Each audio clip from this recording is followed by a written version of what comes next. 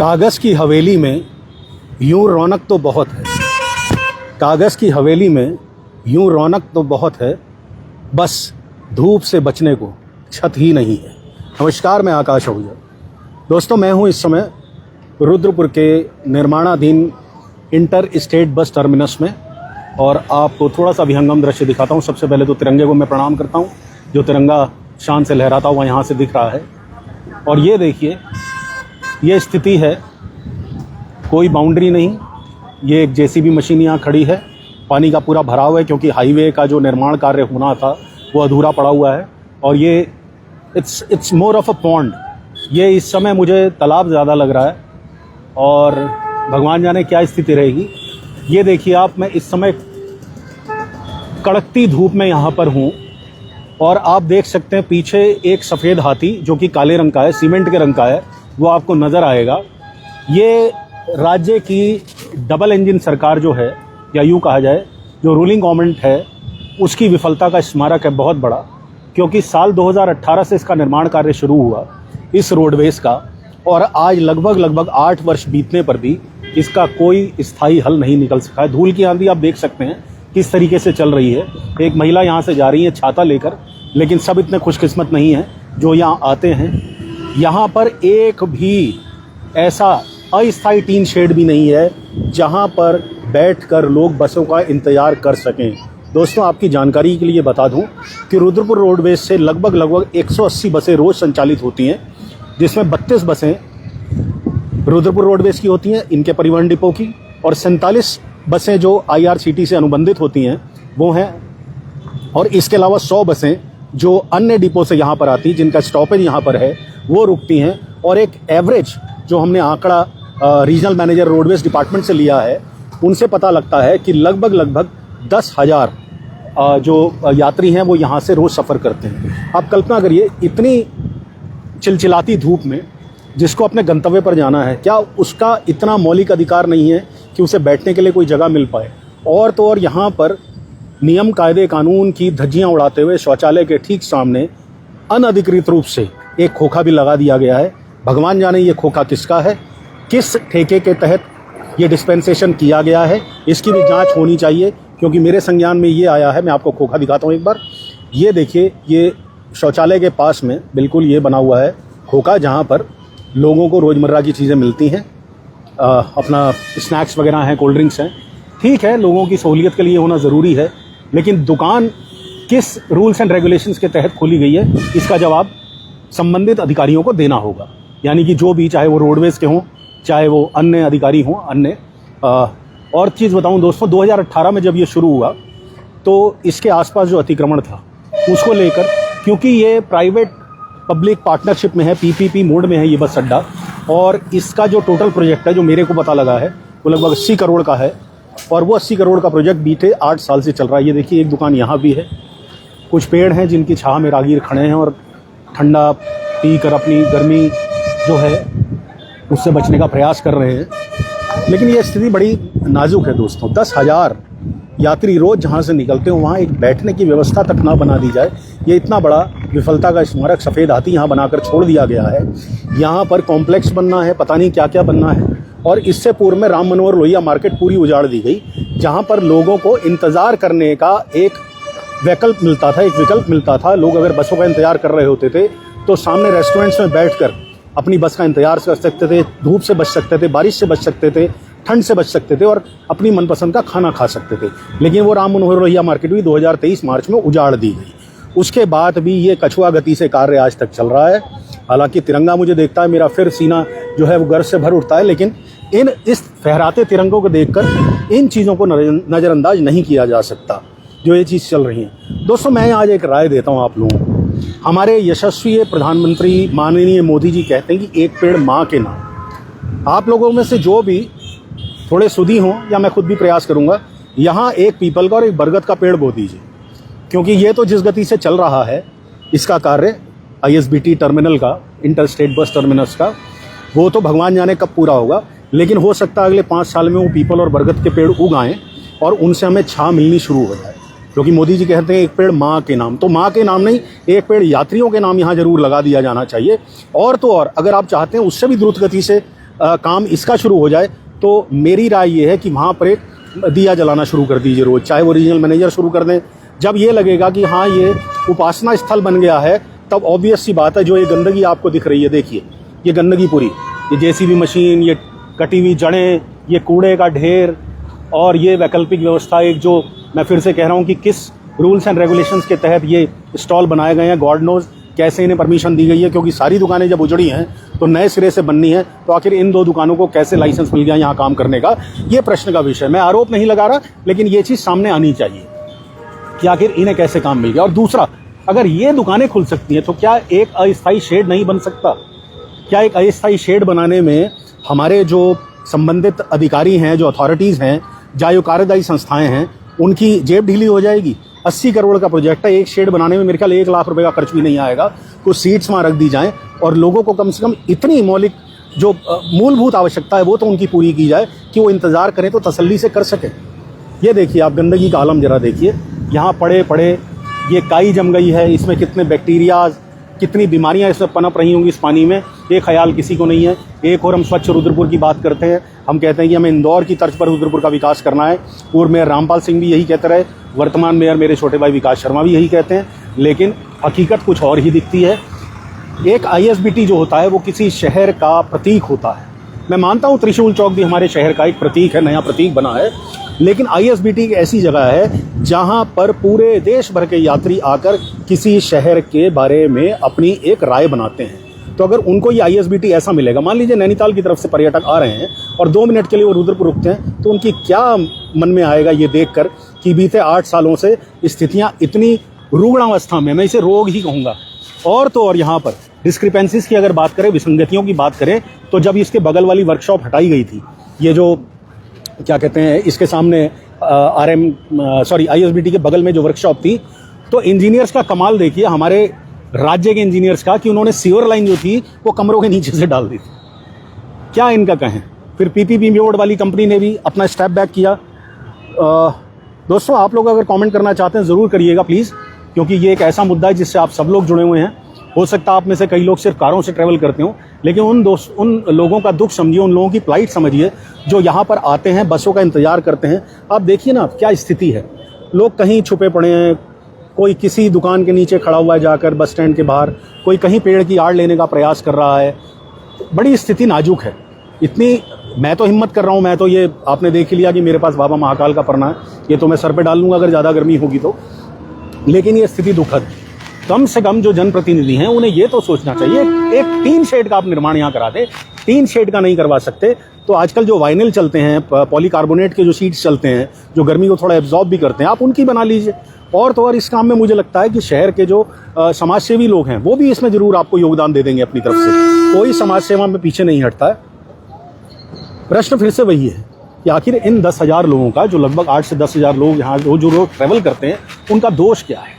आपने ISBT बनाने की बात करी, बहुत अच्छी बात है, लेकिन जैसे एक कानून के लिए कहावत होती है, justice delayed is justice denied, तो उसी तरीके से अगर कोई कार्य सही समय पर ना हो तो उसका मोल नहीं रहता। 8 साल में आपसे एक ISBT तैयार नहीं हुआ, आप देश बदलने की बातें करते हैं। ऐसे नहीं होता देश में बदलाव। ये देखिए मूत्रालय की स्थिति देखिए आप, ये एक यूरिनल है, मुझे तो ऐसा ही लग रहा है, दूर से पास जाके देखता हूँ मैं क्या है ये एक ओपन यूरिनल है आई गेस, नहीं ये टॉयलेट है। Shit, this toilet doesn't even have a get in it. और आप स्थिति देखिए, मैं फिर से दिखाता हूँ आपको, सॉरी, नमस्ते जी, ये टॉयलेट है। It's smelling so badly. यहाँ मतलब खड़ा होना दूभर है। ओफो शिट, बहुत बुरी स्थिति है। हे भगवान, कैसे लोग यहाँ करते होंगे। और ये देखिए, ये मैं आपको इनसाइड स्टोरी दिखाता हूँ। ये जो है ये बन रहा है आपका ISBT का टच। यहाँ भी नहीं खड़ा हुआ जा रहा मित्रों, इतनी गंदी बदबू है, इतनी गंदी बदबू है कि ये 20 फीट दूर भी नहीं खड़ा हुआ जा रहा। तो जो बेचारे राहगीर यहाँ आते हैं उनका क्या दोष है। ये देखिए बसों में लोग तपे पड़े हैं, और ये देखिए ये धूल का गुबार आपको दिख रहा होगा उड़ते हुए। क्या मतलब बिल्कुल संवेदनहीन हो गए हमारे अधिकारी। ये ISBT के अधिकारी जो तनख्वाहें लेते हैं इतनी मोटी मोटी, क्या घोड़े बेचकर सो रहे हैं। क्या इन लोगों को शर्म नहीं है कि जो व्यक्ति आपकी आय का साधन बनाता है, जो यात्री यहाँ आकर आपकी पूरी रोडवेज के कर्मचारियों की तनख्वाह मिलना सुनिश्चित करता है, उसी को आप सुविधाएं नहीं दे सकते। और ये भी नहीं कि वो 1 या 2 महीने, पूरे 8 साल हो गए हैं आपको इस सफ़ेद हाथी का निर्माण करते हुए, जो किसी काम का अभी भी नहीं है। चलने तक के लिए लेवल एरिया नहीं है यहाँ पर। ये देखिए टूटे चबूतरे, जो रोडवेज का हिस्सा है, एल शेप में बना हुआ है, बाकी सब टूटा हुआ है, मिट्टी है, कहीं वो पड़ा, मलबा पड़ा हुआ है। आगे आपको पौंड में दिखाई चुका हूँ, जो पौंड तथाकथित है, जो सड़क थी कायदे से, जो बन जानी चाहिए थी अब तक, उसको लेकर। तो भाई रुद्रपुर की तस्वीर अगर आपने सुधारनी है तो रुद्रपुर की तस्वीर सिर्फ त्रिशूल चौक से नहीं सुधरेगी। मैं सभी को ये कहना चाहता हूँ, ना सिर्फ डमरू चौक से सुधरेगी। रुद्रपुर की तस्वीर सुधरेगी एक एक चीज़ पर ध्यान देकर। और अगर 8-8 साल आप एक चीज़ नहीं सुधार पा रहे हैं तो आपकी कार्य क्षमता पर सवालिया निशान लगना लाजमी है। और फिर सबसे बड़ी बात, मैं फिर से कहता हूँ, एक देखिए, मेरी एक नज़र में और स्टॉल आया है। एक स्टॉल ये फर्स्ट स्टॉल, और ये सेकंड स्टॉल, और थर्ड स्टॉल जो किच्छा बाईपास वाले कॉर्नर पर है। आखिर इनको किसने परमिशन दी? क्या ये सार्वजनिक नहीं किया जाना चाहिए? और अगर इनको परमिशन देनी थी तो पुरानी दुकानें क्यों उजाड़ी गई? उन्हीं दुकानों को चलते दिए रहना चाहिए था। ये तो आपने वैकल्पिक व्यवस्था कर रखी है, बांस लगा दिए, कुछ तिरपालें लगा दी और दुकान तैयार हो गई। तो क्या इसी तरीके से अगर पुरानी दुकानें चलती रहती तो वहाँ बैठने का तो एक बनता लोगों के लिए।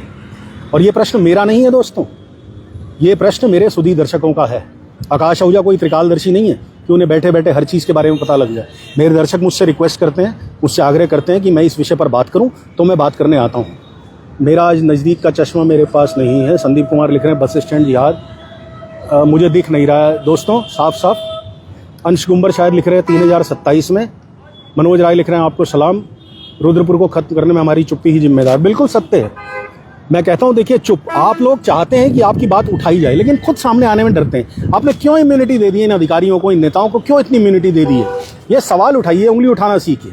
मैं कितनी बार आपसे कह चुका हूं, जब तक ये उंगली नहीं उठेगी आपके जो परेशानियां हैं उनका हल नहीं निकलेगा।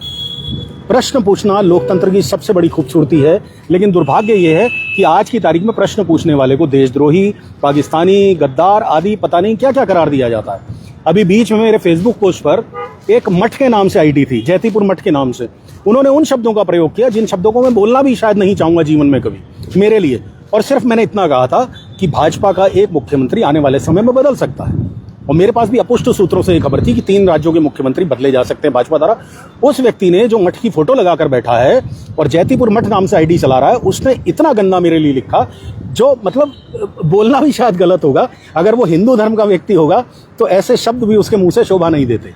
तो प्रश्न पूछना गुनाह है आज की तारीख में, लेकिन ये गुनाह वो नहीं है जिसे संविधान गुनाह ठहराता हो। इसलिए प्रश्न पूछने से मत रुकिए। आज ये तिरंगा देखिए, मुझे कितनी खुशी है, मैं बार बार आपको ये तिरंगा दिखा रहा हूँ।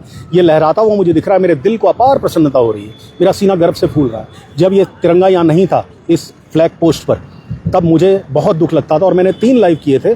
अब वो मेरे लाइव की वजह से हुआ या आप लोगों के सहयोग की वजह से हुआ, भगवान जाने, या खुद ही अथॉरिटीज़ की आँख खुली, उन नींद से जगे वो और उन्होंने झंडा लगाया, उसके लिए उनका साधुवाद है। लेकिन यही चीज़ यहाँ भी होनी चाहिए। ये जो स्थितियाँ हैं ये गलत हैं। ये वही लोग हैं जो आपको इस यात्रा के जरिए पैसा देते हैं, रोडवेज को पैसा मिलता है, रोडवेज की तनख्वाहें निकलती हैं, रोडवेज अपने सौंदर्यीकरण पे काम करता है, इन्हीं यात्रियों के टिकट के पैसों से करता है। आप लोग एक सुविधा उपलब्ध करा दीजिए ना, एक गेस्ट रूम की, क्यों नहीं करा देते? आप एक पॉलीकार्बोनेट का ही शेड बनवा दीजिए। अरे 1 लाख रुपए में शेड ऐसा तैयार हो जाएगा, जो लोग हैं वो आपको दुआएं देंगे। बाकी ISBT कब बनेगा इसका मुझे नहीं पता। और हम लोगों की ये देखिए कैसे धूल का गुबार उड़ रहा है। और हम लोगों के अंदर एक कमी और बहुत बड़ी है, हम लोग इतने इम्यून हो गए हैं, हम लोग समझते हैं कि ये बुरी स्थितियां ही हमारा भाग्य है, ये भी हमें मिल रहा है तो हम बड़े लकी हैं। इस गलतफहमी से बाहर आइए। देश की तमाम बड़ी बड़ी कंपनियां हजारों लाखों करोड़ कमा रही हैं। क्या आपका जीवन स्तर सुधरा है? ये सोच कर देखिए एक बार। अगर हमारी ISBT पर आने वाले 8 से 10 हज़ार यात्रियों को एक टिन शेड उपलब्ध नहीं कराया जा सकता, तो आप कल्पना कर सकते हैं कि जीवन स्तर में कितना सुधार है। अगर रोडवेज की जो फर्श है, जो फ्लोर है, वो इस तरह का होगा, रोडवेज की बाउंड्री पर इस तरीके से पूरा पानी भरा होगा, जहाँ पर बीमारियाँ पनप रही हैं, जहाँ पर काई जम गई है, और रात बेरात यहाँ कोई गिर के कुछ भी हो सकता है। अगर मान लीजिए यहाँ कोई गिर जाता है रात को, क्या स्थिति होगी? उसको कैसी भी चोट लग सकती है, जान पर भी बन सकती है उसके। तो हम लोगों को ये समझना होगा कि प्रश्न पूछना बड़ा ज़रूरी है। हर चीज़ के लिए आकाश आहूजा या अन्य लोगों को कहना ठीक नहीं है। आप स्वयं भी आगे बढ़िए। हम जैसे लोग, मैं तो कहता हूँ, मैं तो बहुत छोटा पत्रकार हूँ, बहुत छोटा। 1-1.5 साल का फेसबुक का अनुभव है, हाँ 20-25 साल का अनुभव प्रिंट जर्नलिस्ट का है, वहाँ मैं कार्य करता हूँ। लेकिन प्रिंट में मेरी सीमाएँ हैं, यहाँ मेरी सीमाएँ नहीं हैं, इसलिए मैं आप लोगों की आवाज़ उठा पाता हूँ। लेकिन इसके लिए आप लोगों को आगे बढ़ना होगा। आप लोग अपने कमेंट्स के जरिए, और आपके पास कोई भी नेता आता है तो उससे प्रश्न जरूर पूछिए कि आखिर ये काम इतनी देर से क्यों हो रहा है, अभी तक क्यों नहीं हुआ है। आप देखिए ना, राम मनोहर लोहिया मार्केट अगर आज होती तो एटलीस्ट लोगों के बैठने का इंतजाम तो होता। आज वो राम मनोहर लोहिया मार्केट नहीं, उसकी जगह वेंडिंग जोन बनाया गया, तो उसकी तो क्या कहते हैं आप, भगवानी माली का वेंडिंग जोन का तो क्या स्थिति है वहाँ पर आप लोगों को पता है। और यहाँ पर अनाधिकृत रूप से 3-3 खोखे डलवा दिए गए हैं, उन खोखों का कोई जवाब नहीं है। और ये जो बिल्डिंग है जिसे मैं सफ़ेद हाथी कह रहा हूँ और साथ ही सरकार की विफलता का स्मारक कह रहा हूँ, ये 8 साल से बन रहा है PPP मोड पे, लेकिन इसका कोई अभी तक स्थायी हल नहीं निकला है। और ये भी नहीं पता ये ISBT आखिर कब तक पूरा होगा। 80 करोड़ की लागत, 80 करोड़ किसका पैसा है? आफ्टर ऑल हम जनता का पैसा है, और सिर्फ टैक्स पेयर्स का पैसा नहीं है। लोग ये समझे कि जो हम टैक्स देते हैं सिर्फ उन्हीं का पैसा लगता है निर्माण कार्यों में। अरे भाई, एक गरीब मजदूर भी जब साबुन खरीदने जाता है, एक दवाई की गोली खरीदने जाता है, तो वो भी टैक्स पे करके आता है। हम जन्म से लेकर मरते दम तक टैक्स पे करते हैं, यहाँ तक कि कफन पर भी हमारे टैक्स है। तो हमारे टैक्स पेयर्स का पैसा है जो हम पर ही नहीं लग रहा, तो आखिर हम किसकी तारीफ करें फिर यहाँ पर? ये शोचनीय प्रश्न है। और मैं धन्यवाद देता हूँ पंकज मिड्डा जी का, मेरे बड़े भाई, जिन्होंने मेरे संज्ञान में इस मामले को लाया, और आज मैं तुरंत ही इसको कवरेज करने आ गया हूँ। दोस्तों, आप लोगों को ये पोस्ट अच्छी लगे, मेरा प्रयास अच्छा लगे, तो प्लीज़ इसे शेयर करिएगा। और मेरा वो आइडिया याद रखिएगा, एक पेड़ माँ के नाम।